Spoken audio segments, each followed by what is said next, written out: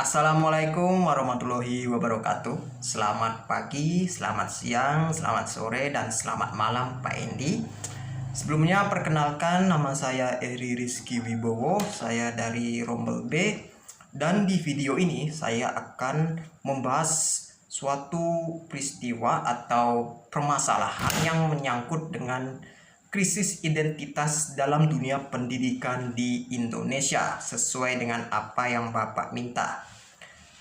Oke, sebelum itu untuk perkenalan, krisis identitas di Indonesia sendiri kebanyakan dialami oleh para remaja, terutama para pelajar, di mana mereka sering melakukan hal-hal yang mereka rasa menunjukkan jati diri mereka sendiri. Dan di sini saya akan membahas salah satu contoh krisis identitas yang terjadi di dunia pendidikan Indonesia, yaitu pembulian. Dalam kasus pembulian sendiri, negara Indonesia telah berada di peringkat 5 dalam hal kasus pembulian paling parah dan paling banyak di dunia. Hal ini terjadi karena kesenjangan sosial yang mungkin sangat banyak dialami oleh para peserta didik yang ada di Indonesia, di mana mereka mungkin masih mengalami masalah dalam hal bersosialisasi dalam dunia pendidikan, hingga mereka mengalami diskriminasi oleh kaum-kaum yang merasa bahwa diri mereka itu lebih superior dari mereka sendiri.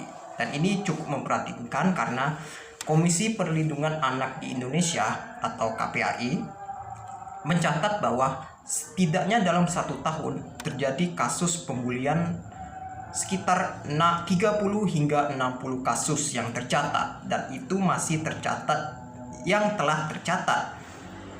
Tidak diketahui jumlah pasti kasus bullying yang terjadi di Indonesia setiap tahunnya, dan ini tentu sangat memprihatinkan. Salah satu kasus viral yang berkaitan dengan pembulian sendiri dapat dilihat dari video berikut, di mana terdapat seorang siswa yang dikeroyok oleh salah satu geng siswa yang berada di sekolahnya. Kejadian ini terjadi di Kabupaten Jawa Tengah. Dan ini merupakan salah satu kasus pembulian yang cukup viral pada masanya, di mana pada akhirnya pelaku ditangkap setelah hampir diamuk oleh warga karena kesal akan perilaku pelaku dan kawanannya tersebut. Kasus bullying sendiri juga hampir terjadi di seluruh wilayah di Indonesia, di mana para korban mengalami trauma yang sangat mendalam akibat perlakuan tersebut. Dan peristiwa ini sungguh sangat menyakitkan dan memprihatinkan. Kasus bullying sendiri tidak hanya dialami oleh warga biasa. Kalangan selebritis hingga public figure sekalipun juga tidak bisa lepas dari kasus ini.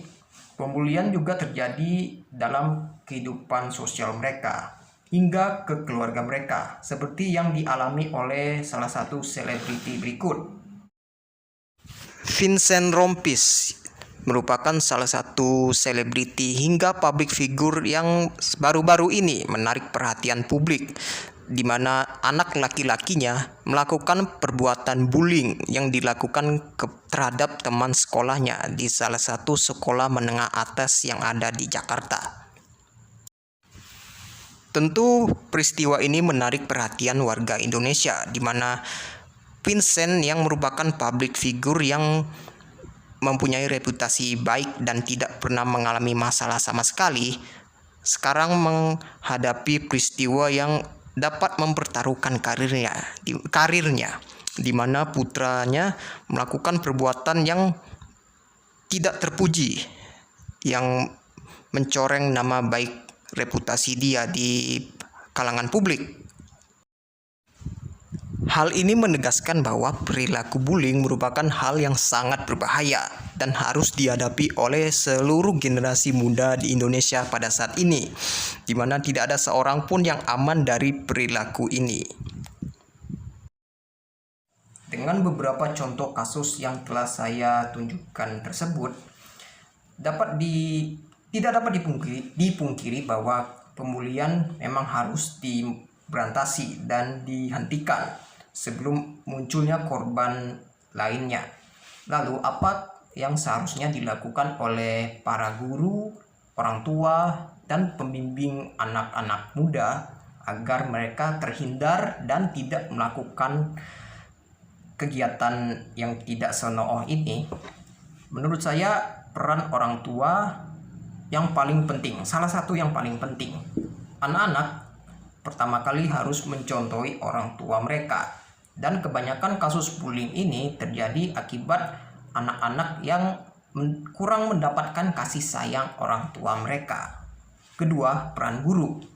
Peran guru merupakan peran yang paling krusial, dikarenakan guru bertanggung jawab dalam memberikan pendidikan terhadap anak-anak dan para generasi muda, di mana mereka harusnya menanamkan sikap saling peduli, tidak saling mendiskriminasi, dan menanamkan sikap disiplin dalam kehidupan sehari-hari mereka. Baik Pak, sekian dari saya untuk video ini. Yang harus digarisbawahi adalah pembulian harus diberantasi dan dihentikan agar generasi kami, para generasi muda, dapat membangun Indonesia yang lebih baik dan saling menghormati. Oke, sekian dari saya. Mohon maaf jika ada kesalahan kata dan kesalahan editan dalam video ini. Terima kasih. Wassalamualaikum warahmatullahi wabarakatuh.